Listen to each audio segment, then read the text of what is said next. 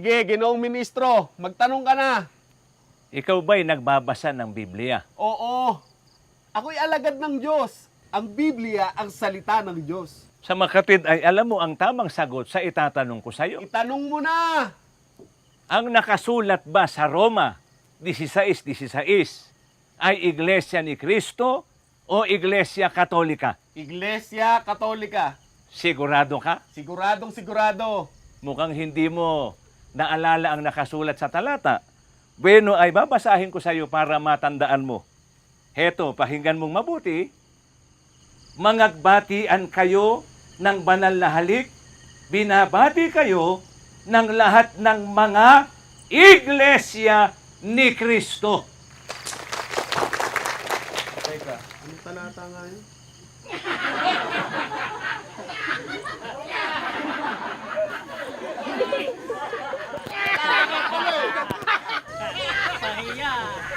Masarap. Oo nga eh. Lakas mga antyaw. Kasi pare natin di ba rin sumagot eh. Tatatalo tuloy. Ang gagawin natin, Camilo? Guguloy natin ang debate. Para walang talo't panalo. Sige. Sumunod kayo sa akin.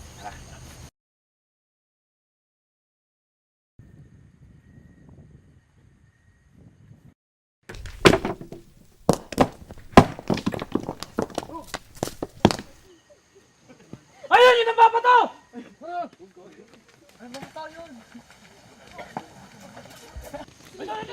Yan! Tumapit kayo! Masasabugin ko mga ulo nyo!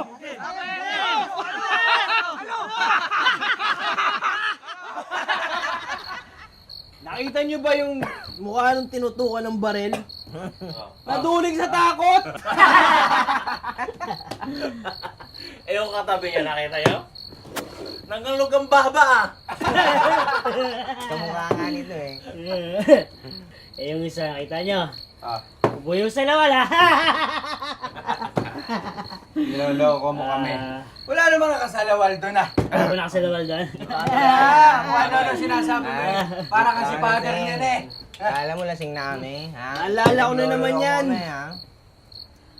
Ang lakas magamon ng debate. Mahina naman pala. Hindi naman mahina eh. Ano lang? Sila talaga sa Biblia Ministro. Ba't ba bilib na bilib ka sa ministro, ha? Magaling eh. Kala mo, ano lang? Hoy! Kung sino man ang mag-iglesia sa inyo, ha? Babarilin ko! Naintindihan nyo? Yeah. Patagay mo si Bossing bago mawalasing. Unahan mo na itong baril. Lakas dito sa'yo eh.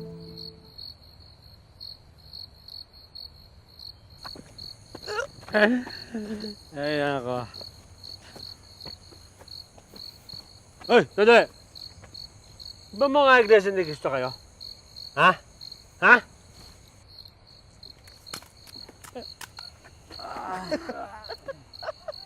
Hoy! Mga duwag! Bumalik kayo! Duwag yan eh. Nagtakbo ba? Bahagi po ng pag-uusig sa atin yan, mga kapatid. Ipagpanata po natin sa Diyos ang ating kalagayan. Hilingin po natin iligtas niya tayo.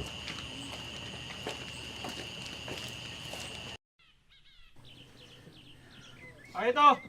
Tatlong hari! Sandali. Kwadro alas.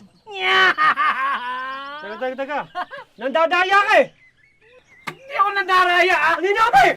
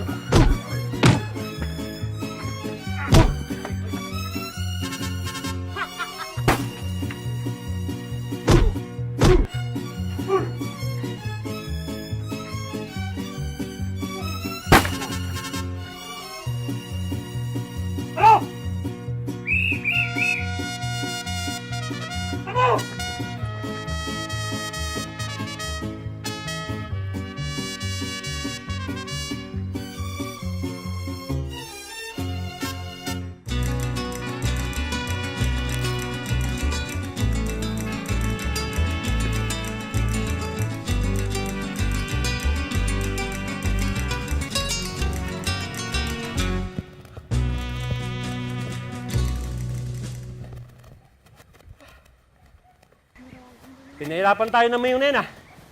Matinig talaga sa bara, ha? Mas matinig ka naman doon dumiskarte, bossing. Kung hindi mo inupisan yung rambulan, wala tayong pera ngayon. Teka. Yung pera, nakuha nyo ba? Bossing, huwag ka mataranta. Nakuha ko lahat ng pera. Matindi ka talaga, puti. Nakuha mo tong pera habang ng rambulan? Si Puti pa. Basta pera, hindi ba unahan niya? Paano mga bata? Ako na ngayon ang bagong kanang kami ni Bossing. Hindi ganun yun, ha? Abusado Sabi ka. ka tapos. Abusado. Tama na.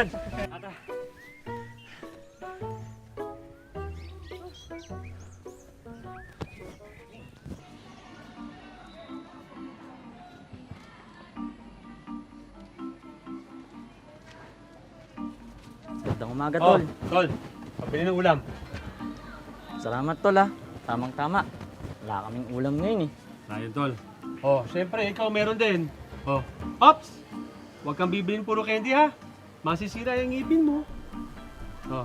Salamat Yan po. kasi. Kaya idol na idol ka ng pamilya natin, eh. Wala yun, Tol. Sige, Tol. Ingat kayo, ha? Ay! Nanalusing, oh. Bay, biruin mo nga naman ano. Napadaan lang eh, may nahulog na grasya. Nanalusing, hindi ko nahulog ang grasya. Ito talaga, Camilo. Salamat ha. Wala akong ano man. Ingat po kayo. Tia Puring! Tia Puring! Oh, Camilo! Oh. Bakit ba? Grasya. Kay laki naman yan. Baka wala nang natira para sa inyo. Ba, ang tumatanggi daw sa grasya, lumalabaw mga mata. Hindi ka na mabiro. Napakabait talaga ng pamangking ko. Salamat, Camilo, ha. Pagpalain ka pa ng Santo Niño. Wala pong ano man yun. Sige po. Ay, Camilo! Hindi ka ba titigil sa kasalbahihan mo? Ano na naman yun, Ina? Nanggulo ka na naman! Alak at sugal ang inaatupag mo! Ha? Ina, Hindi ka bang papakatino? hindi nyo kasi ako pinag-aral. Kaya wala akong alam na pagkakitaan. Hindi ka tuwiran yan para gumawa ka ng masama. Ngayon pa lang, ibinubulid ka na sa impyerno! Ina, kaya nga ako nag-uusap ng patron para marinis ang mga kasalanan ko. Tsaka, hindi ako mabuburid sa impyerno. Sawang-sawa na ako sa kapapangaral sa'yo. Maging ang Santo Niño, mananawa din sa'yo! Ina naman, oh. Camilo,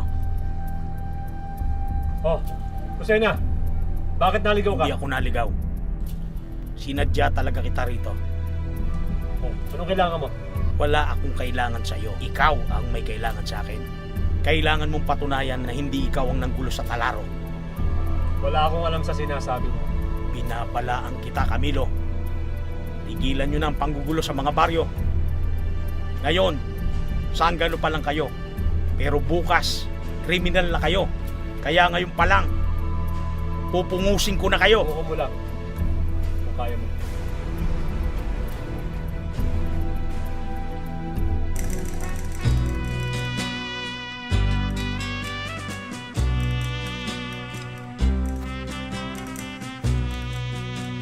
Sigurado ka bang hindi mo talaga kailangan ng kasama? Ako pa! Kayang-kaya ko to! Sige, hintayin ka lang namin dito. Tayo, pare.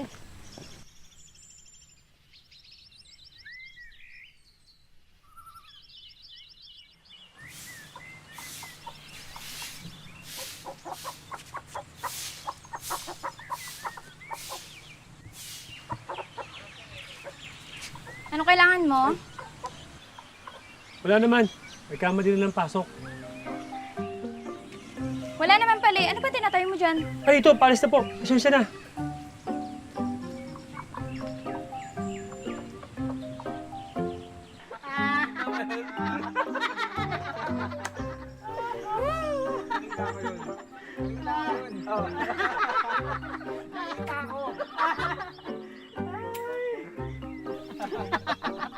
Oh, dito na pala si Camilo eh. Gusto na nata. Ano nangyari? Ang bilis mo naman. Eh, susulatan ko na lang. Dinadaga kayo, pare!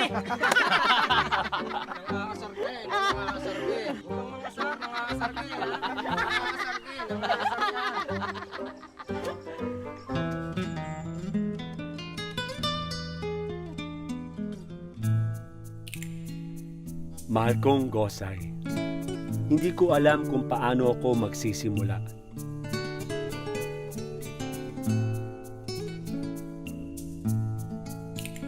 Hindi ko alam kung ang akin nga bang ginagawa ay tama.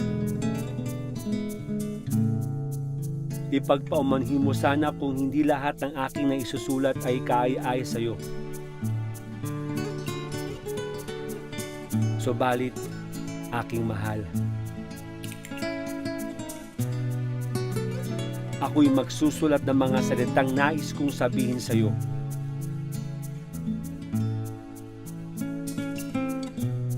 Mga salitang nais ilabas ng aking puso.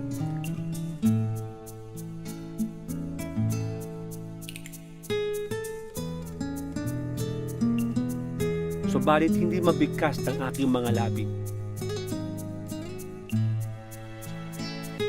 Mga salitang hindi ko masabi ng harapan kaya't akin na lamang idadaan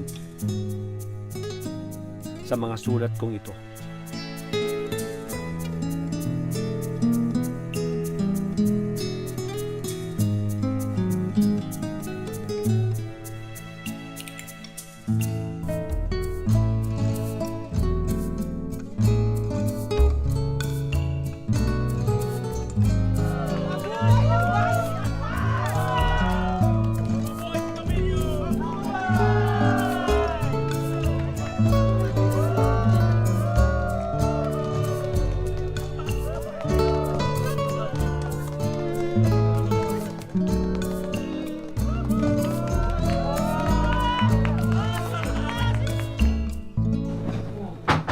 Tao po! Oh, pasok, pasok. Maiwan mo na namin kayo. Sige, sige. Sama mo sa namin.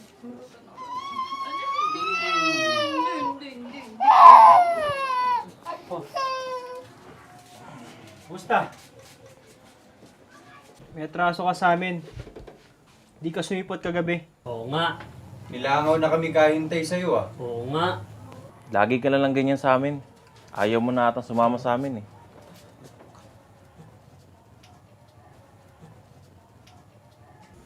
Pasensya na mga kasama. Hindi man ako nakakasama sa mga lakad nyo. Kaya hindi naman nangangahulugan na wala na ako sa grupo. Tayo-tayo pa rin ang mga magkakasangga. Alam mo naman ninyo na meron akong pamilya, di ba? Na dapat silang pinagpapauna at dapat ganun din kayo. Oo nga. Aray! Bossing, ganda na lalaki pala anak mo ha. Manang-mana sa'yo ha. Ako sigme yung bata. Aray! Aray pa. Aray! Iisa pa. Aray! Tumani ka. Yan.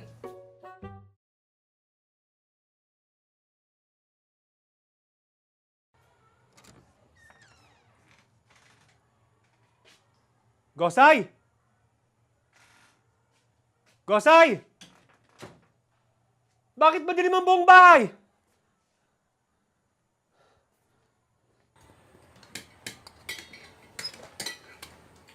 Gosay, bakit wala tayong kuryente? Naputulan tayo ng kuryente. 3 buwan na kasi tayo hindi nakakabayad. Hindi ba nabibigyan naman ako ng panggastos? Eh, kulang naman yung ibinibigay mo. Habang palaki ng palaki yung mga bata, palaki rin ng palaki yung gastusin natin. Pamahal pa ng pamahal yung bilihin. Dumulog ka na at kukuha na kita ng pinggan. Sige na. Bukas tatanggap ako ng labada para pandagdag sa panggastos natin. Mga anak, ito lang ang ulam ninyo. Opo, Ama.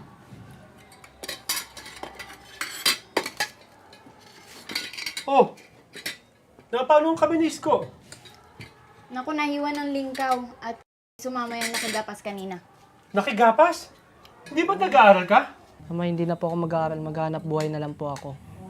Ako rin po, Ama. Magpapaalam po sana ako. Nahihinto na lang sana ako. Tutulungan ko na lang po dito sa bahay si Ina. Hindi. Walang hihinto sa inyo. Ako ang ama ng tahanan na to. Ako ang magtataguyod sa inyo.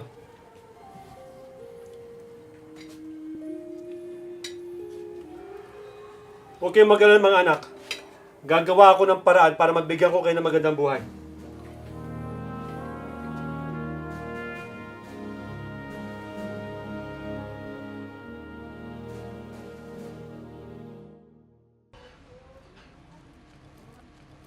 Gosay! Gosay! Gosay! Ano ba nangyayari sa'yo? Nakuha ako sa Kuwait. May trabaho na ako. Talaga? Mga anak! Kailan naalis mo? Mga anak! May trabaho na si tatay. Trabaho na kayo, tay? Nakuha ang tatay sa Kuwait, anak. May ibang bansa kayo. Oo, mabibili ko na lahat ang gusto ninyo. Ano nyo?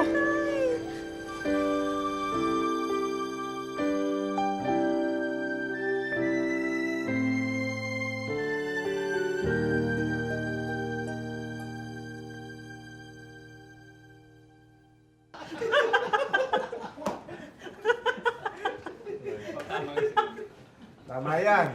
Dapat lagi kayong masaya. Foreman, nandiyan po pala kayo. Magandang araw po. Ikaw marahil si Camilo? Welcome na welcome ka rito. Ako si Lolito Gutierrez. Siya po yung ating foreman. Makisig, di po ba? At mabait pa. Wala ka na namang mabolang babae, no? Kaya pati lalaki binobola mo na. Foreman, si Camilo, nililibang po namin. Na-homesick eh.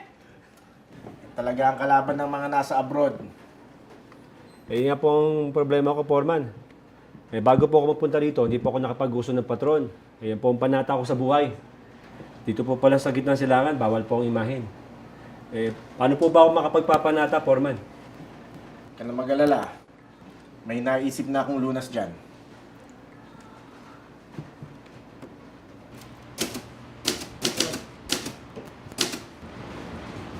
Camilo, gusto ka na? Foreman, May gagawin ka ba mamaya pagkatapos ng trabaho? wala naman po. Bakit po? Anyaya sana kita sa pamamahayag. Dito lang din yun sa building natin. Pagmamahayag? Pamamahayag yun ng mga salita ng Diyos. Alas 8 yun. Iglesia ni Cristo po kayo, foreman? Oo. Maging yung may-ari ng kumpanya natin, si Colonel Tio. Iglesia ni Cristo rin yun. O paano? Mamaya, sundin kita sa kwarto nyo, ha?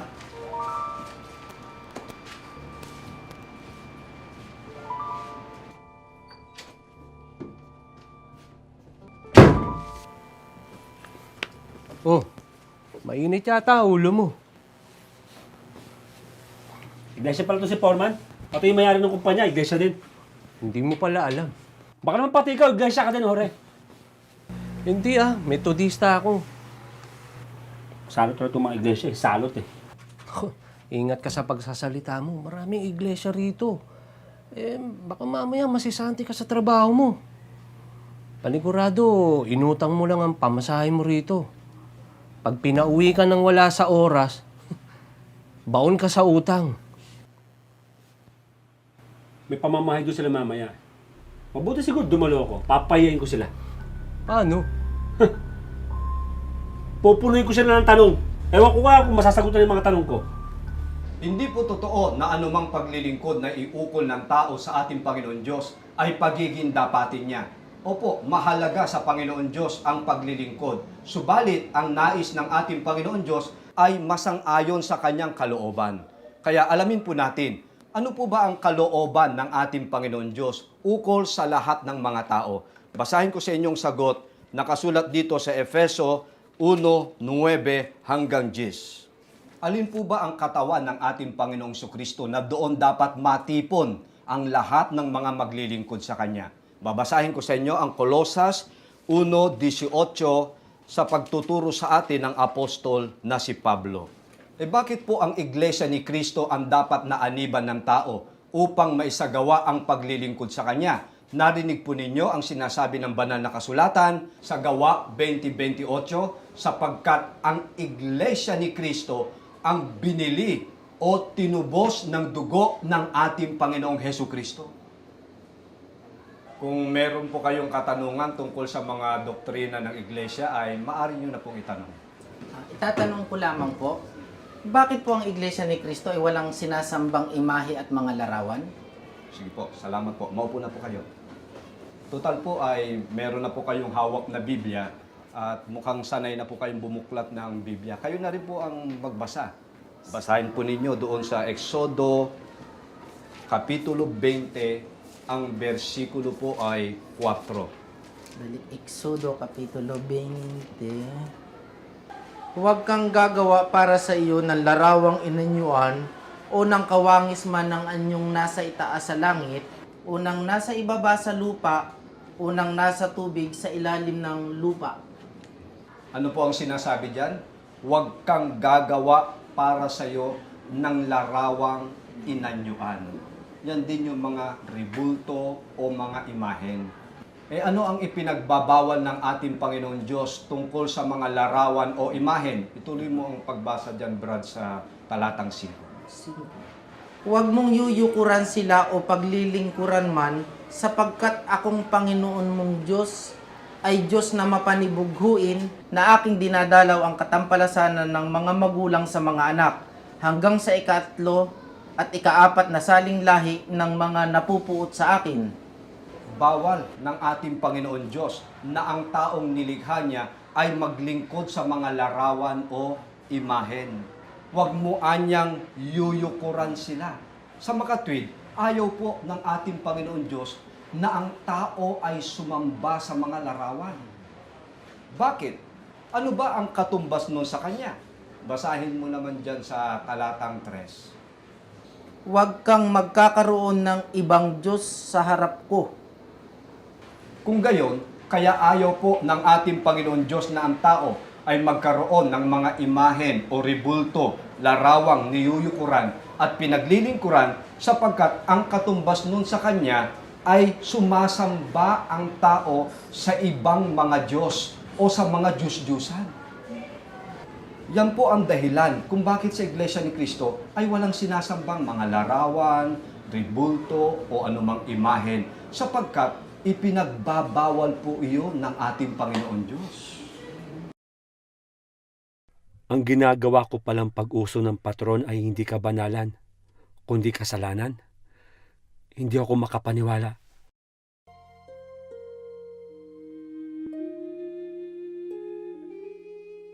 Huwag kang gagawa para sa iyo ng larawang inanyuan o ng kawangis man ng anyong nasa itaas sa langit, o ng nasa ibaba sa lupa, o ng nasa tubig sa ilalim ng lupa. Huwag kang gagawa para sa iyo ng larawang inanyuan. Yan din yung mga ribulto o mga imahe. Huwag mong yuyukuran sila o paglilingkuran man, sapagkat akong Panginoon mong Diyos ay Diyos na mapanibughuin. Huwag mo anyang yuyukuran sila.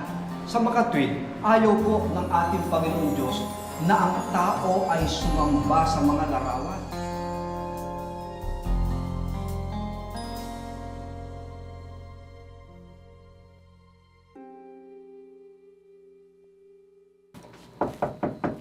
Magandang gabi po. Magandang gabi po. Isa po ako sa mga nakadala po ng pamamahig niyo po kanina. Opo, nakita ko nga po kayo kanina. Ano po bang may paglilingkod ko sa inyo? Hindi ko po kasi matanggap yung mga narinig ko po kanina. Marami po akong gustong itanong sa inyo. Ganun po ba? O sige po, tuloy po kayo. Ano nga po bang pangalan ninyo? Ako si Camilo. Sa awit 95:6. O magsiparito kayo, tayo'y magsisamba at magsiyukod. Tayo'y magsiluhod sa harap ng Panginoon na may lalang sa atin.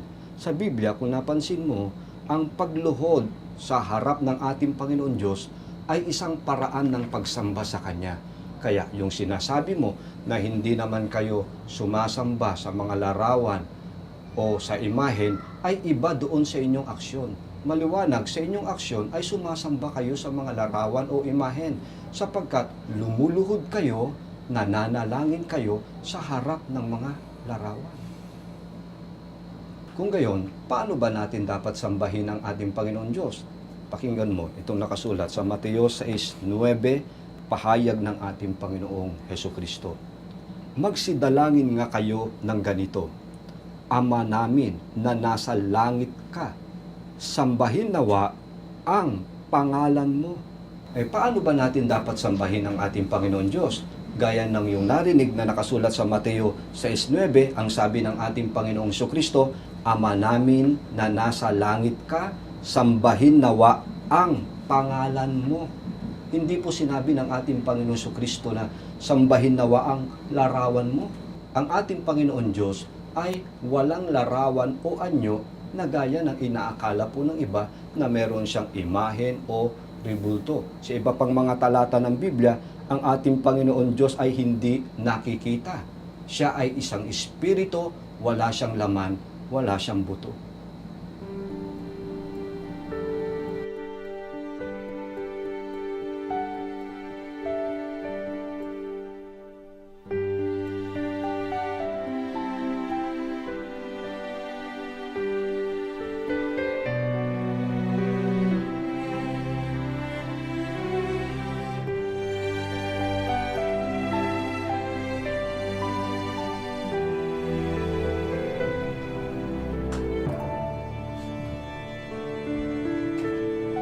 Magandang umaga po, Katiyo. Oh, Camilio. Ang sadya mo? Magpapaalam po sana ako na makauwi po ng Pilipinas. Ha? Hindi mo pa schedule ng bakasyon, di ba? Tsaka, kailangan ko ng maraming tao dito ngayon. Alam mo naman sitwasyon ng trabaho natin dito ngayon. Pasensya na po, Katiyo. Nagmamakaawa po ko sa inyo. Kailangan ko po makauwi ng Pilipinas. Ilang gabi na po ako hindi makatulog. Inisip ko po yung pamilya ko. Eh bakit? Ano ba nangyari sa kanila? Disgrasya ba? Naku, hindi po. Masahol pa po sa disgrasya kapag inabutan po sila ng paghukom. Hindi po sila maliligtas. Kaya kailangan ko po makauwi ng Pilipinas para maakay ko po sila sa iglesia. O sige, pinapayagan na kita. Akayin mo yung pamilya mo. Salamat po, Katiyo. Maraming salamat po.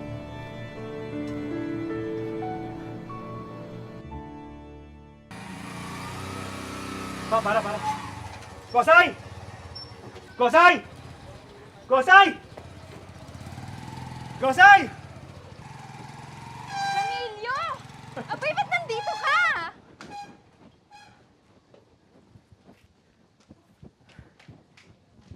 Camilio! Gosay! Kumusta na? Bakit hindi ka man lang nagpasabi sa Aray! amin nang nasundo ka namin sa airport ng mga anak mo? Kasi bigla na uwi ko, gusto kitang sorpresahin. Talaga? Oo. Ikaw talaga?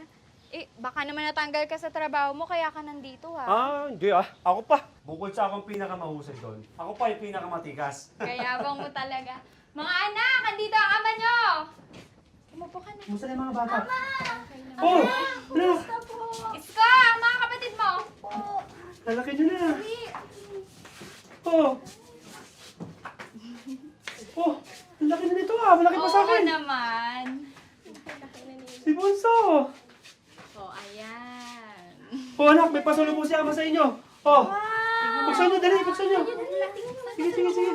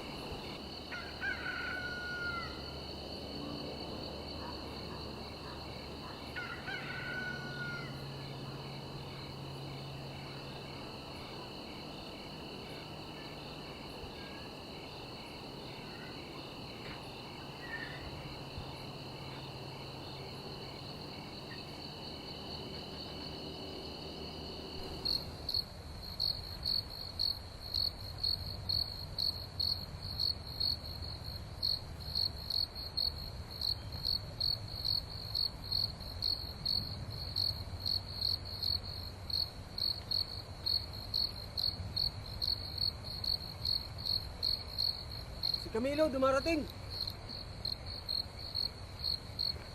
Teka, sandali lang. Huwag mong guluhin ang pagsamba namin. Teka, hindi po ako naparito para manggulo. Buti pa, umalis ka na bago pa may mangyaring hindi maganda. Mga kapatid, iglesia po ako ni Cristo. Ako po isasamba. Naku, hindi mo kami maloloko. Ay kung hindi po kayo naniniwala sa sinasabi ko. Ito po, tignan ninyo.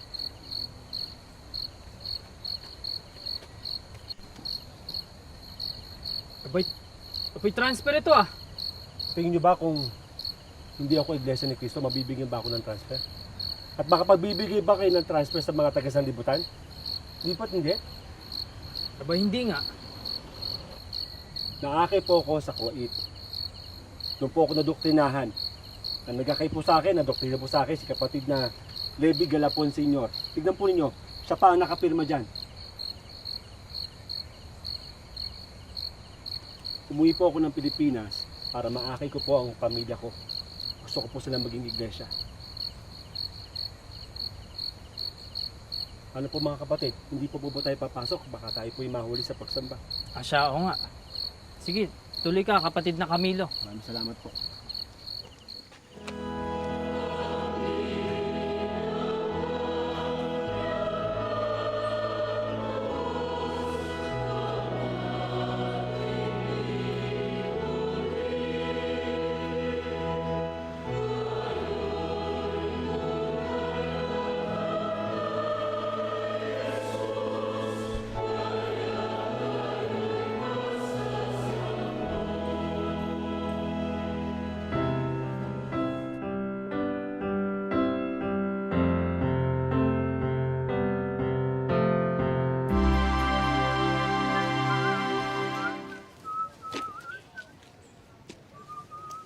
Hoy, Camilo! Saan ka ba galing? Bis na bis ka!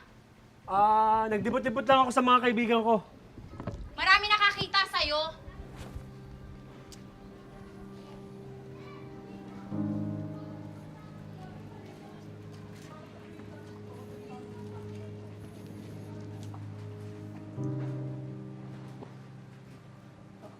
Magandang umaga sa inyo mga anak.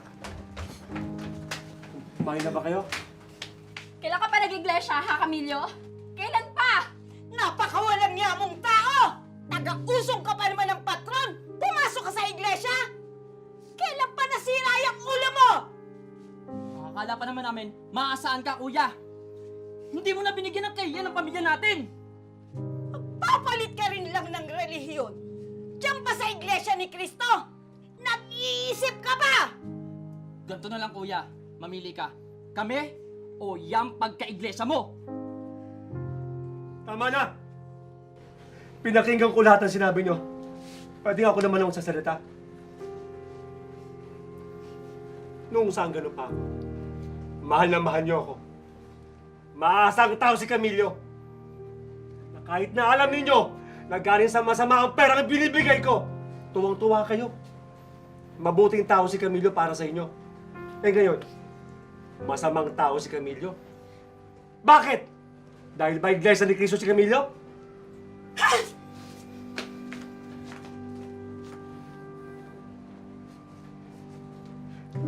Gosay, mga anak, alam ko hindi nyo agad mauunawaan kung bakit ako nag-iglesia. Kilala nyo ako. Hindi ako basta-basta aanib sa iglesia nang walang malaking dahilan. Umuwi ako galing Kuwait para maakay ko kayo sa iglesia. Makaawa ko sa inyo. Mga anak, pakinggan nyo naman ako. Kung noong saan gano'n ako, sinusunod nyo ako, pinakikinggan nyo ako. Ngayon na nagbagong buhay ako. Sunod nyo naman ako. Wala akong ibang hinangad kundi ang kabutihan nyo.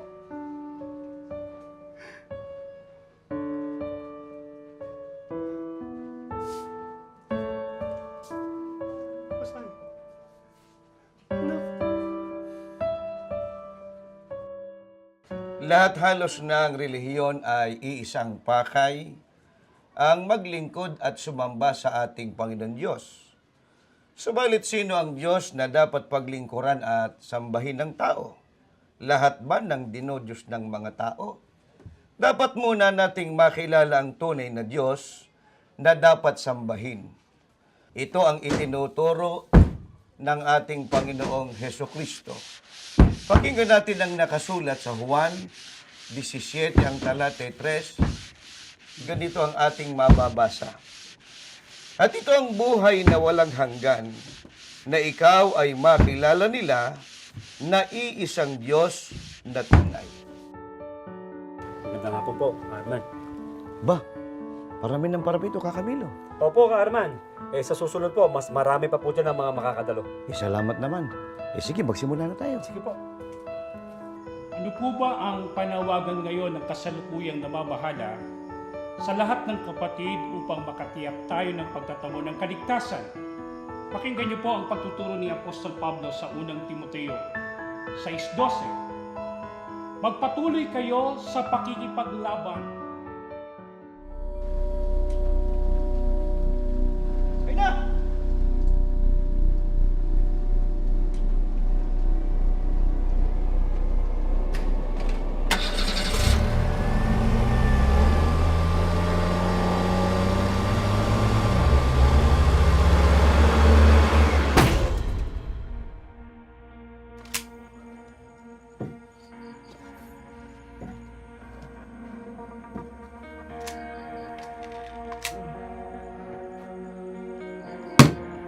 Kamusta ka na, kapatid na iglesia?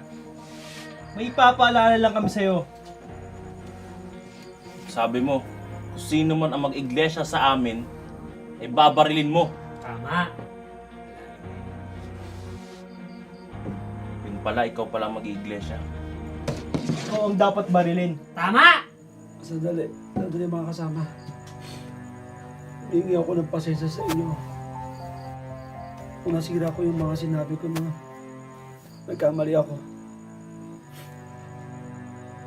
Kilala niyo ako mula pagkabata. Oo, sanggano ako. Pero, religyoso akong tao. Nag-iglesia ako ni Kristo dahil alam kong labag ang pag-usong ko ng patron. Nalaman ko yan sa loob ng iglesia ni Kristo. Mga kasama, kung noon dinadala ko kayo sa kasamaan, ngayon, hayaan niyo ako na dalhin ko naman kayo sa kabutihan.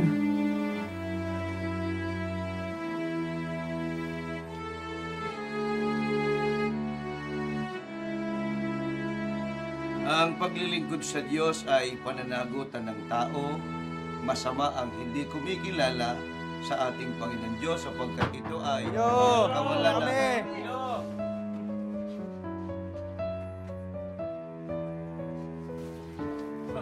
Arman, pasensya na po. Mga kababata at kaibigan ko po sila. Nahimo ko po sila na makapakinig po sa mga aral po ng iglesia. Gabi po. Mabuti naman kung ganun, Kakamilyo. Sige, maupo ho kayo. Sige po, kuha lang po kami ng maupuan. Maraming salamat po. Sige, tuloy po natin. Sino ang nagpapatunay na hindi lahat ng kumikilala sa Diyos at sa ating Panginoong Jesucristo ay pagiging dapat din sa langit?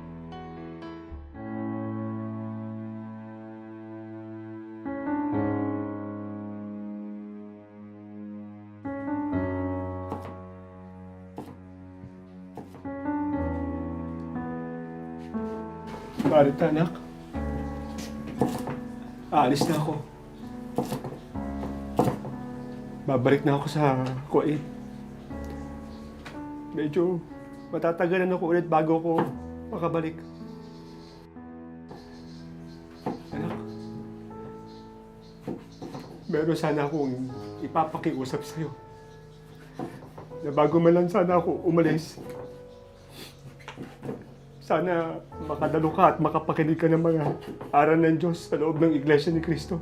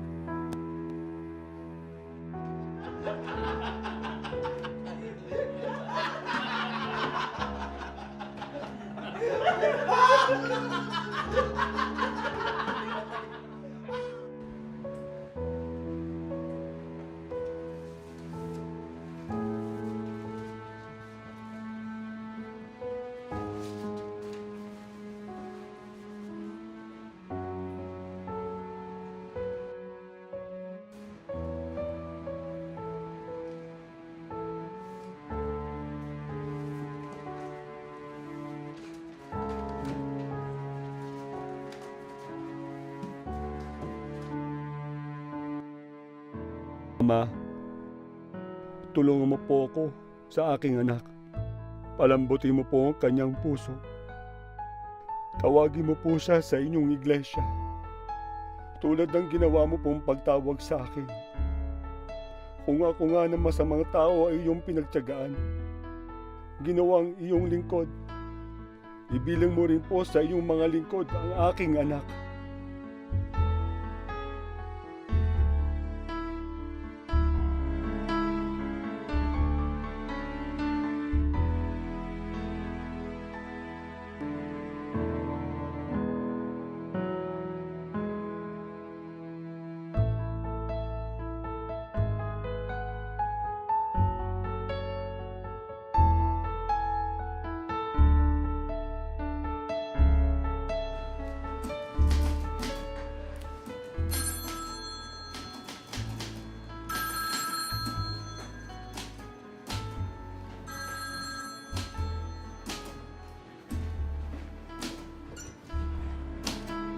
Hello po.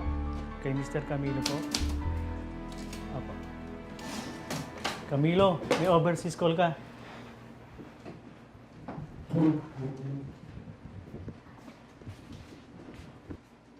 Hello? Ama? Hello, Ama? Si Marita po ito. Marita? Anak? Oh. Napatawag ka. Bakit, anak? May pabibili ka ba? May ipapapackage ka ba, anak? Wala po. Ama, may gusto lang sana akong ibalita sa inyo. Oh, ano yun, anak? Ano yun? Ama, malapit na po akong bautismuhan.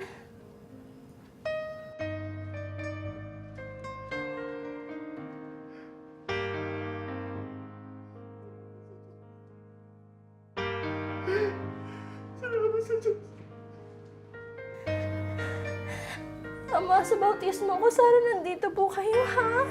Hintayin namin kayo. Oo, anak. Oo, anak. Uuwi ako. Uuwi ako sa bautismo mo, anak.